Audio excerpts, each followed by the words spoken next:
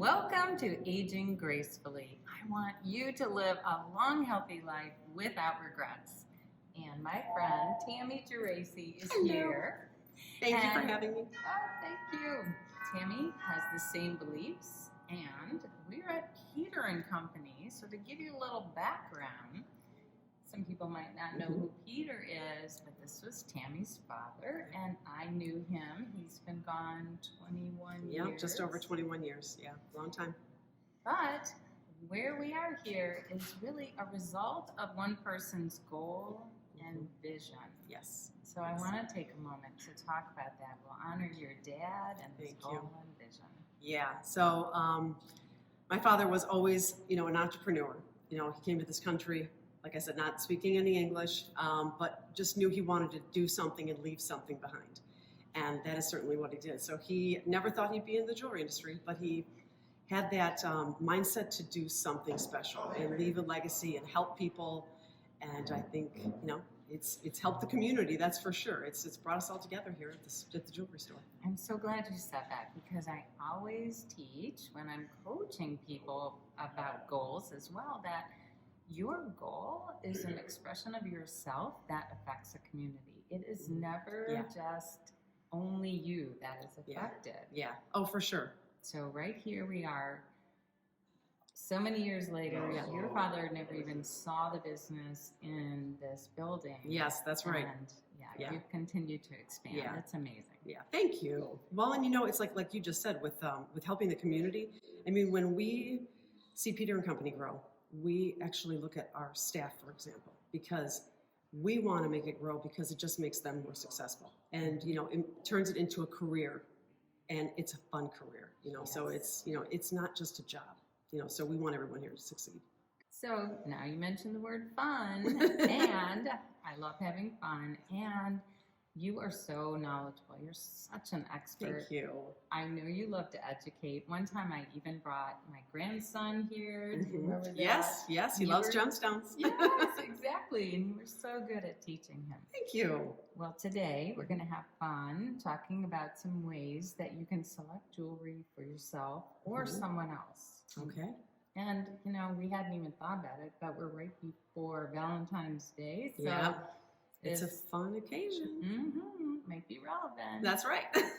All right. So where would we start? Let's say I might be picking for myself, but maybe somebody else. Maybe it's a friend. Yeah.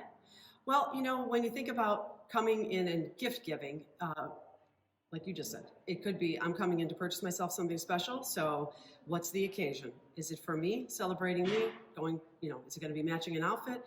So we'll help with that. If it's that you're gift giving for somebody else, then we really have to nail down who is this person? What do they like to wear? What's their personality? Are they subtle wearers of clothing, jewelry tailored, or are they like big patterns?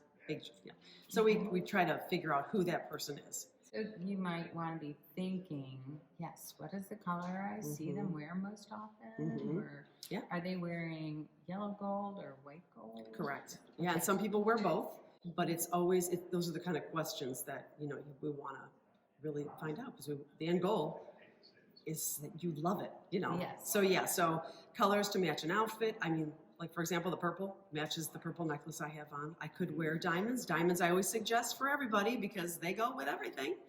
But and then price point. That's another thing that we want to talk about or think about before we come in. Because everybody's budget is different, and everybody's budget is different for different occasions. Some things just aren't as large as, let's say, 25th anniversary, or I landed myself a new big job, something like that. Although I've got to say, there is a certain point where budget no longer matters. When you find that thing that that's just right. love so much, it just kind of changes. Right, and you don't want to regret not doing it. It's you pay a little bit extra for the happiness for a long time because you don't want to make those regrets. Yeah. I've got to say, Tammy, my very favorite jewelry has been purchased by me for myself. Yep. Nobody else knows me like me. Yes, that is true. Yes. Yeah, and I think that is true because when you go into a place, it is so, like here at the jewelry store, wherever you're at, it's fun because it's just you and you're making yourself feel good. And when you walk out, you're like, I did that for me, because you got to celebrate you sometimes. For sure. Yeah. And one time I came in here and bought my promise ring. I'm actually wearing it today. And I always tell women they should have something like this, something that reminds them that they are important and that you've made a commitment to yourself, that you're going to be true to you. That's funny that you say that and you call it a promise ring, because most people think of that piece of jewelry as something else. But my daughter made herself a promise. She has a bracelet, and it's the same thing. And it's just about succeeding and doing what's best for her. And that's really awesome that you did that. I love that.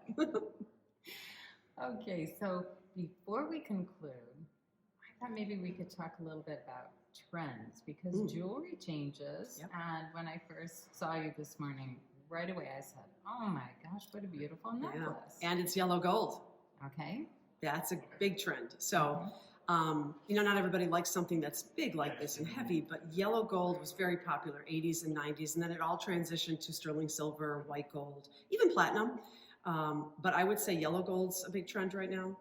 Stacking bracelets, gold bracelets, diamond bracelets, everybody mixes everything with your watch, and layering necklaces too. So, I mean, that's a big trend. Dainty sometimes is what's sought after. So we don't have a lot of those. I don't think a lot of people are wearing like the big pieces that we used to wear for big events, because everybody's casual, a little more casual. So that's why I would say maybe a little on the dainty side too. Which is interesting, because I always think of small as Classic. Oh, classic, yes. But also, I guess what I'm saying is, I think you have to feel really confident to put on a bigger piece. Yes. Or maybe even the opposite. You put on a bigger piece, kind of helps you feel more confident as well. 100%. Totally agree with that, because, because it draws attention. And so when you have a big personality and you wear a big piece, it's almost like, well, that kind of suits her. When I see that person, I'm like, that's perfect. But when you see someone you wouldn't expect that on, then you're like, wow, that's awesome. Good for you. So it's like, it goes both ways. So don't be afraid to wear it. All right. Yeah. Well, that leaves us with some great advice. Thank you so much for your You're time. welcome. Thank you. I'm grateful to you and Peter and Company. And, maybe we'll do this again another time. That sounds fun. We'll be blessed to have time to do it. So much we could talk about with Joel. There is. Thank you. Thank you.